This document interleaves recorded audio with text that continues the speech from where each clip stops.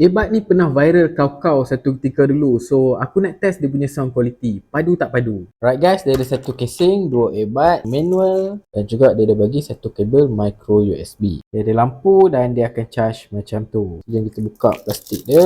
So jom kita test. Earbud ni lagi satu jenis earbud yang tak ada kaki. Yang mana kaki keluar kat sini kan. So dia jenis masuk dekat atas ni. Dari segi dia punya bass memang dengar sedap. Sekarang ni okay, lebih kurang setengah ni pun dah dengar kuat dah. Dan suara aku dekat luar memang dengar bunyi macam pelik. Cuma aku tengok indikator je dekat phone ni, tengok macam nice ya aku punya suara. So okay lah. So kalau dari segi noise cancellation untuk luar ni aku rasa agak bagus lah. Dia punya touch sensor aku nak test. Okay, touch sensor dia memang berfungsi dengan cepat. Bila kita tekan 2 kali dia akan tukar song. Bila kita tekan sekali macam ni dia akan pause. So guys, conclusionnya untuk earbud ni bagi aku kualiti dia padu. Dia dapat kurangkan banyak gila, lebih daripada separuh aku rasa sound daripada luar daripada masuk ke dalam telinga kita. So kalau kita kat tempat bising tak ada masalah sangat. Kemudian dia punya bass bagi aku padu. Kemudian sound intensity dia, kekuatan bunyi dia pun padu guys. So aku rasa kalau korang yang belum lagi ada earbud, korang mungkin boleh cuba earbud yang macam ni. Kalau korang minat, link ada kat beg kuning di bawah.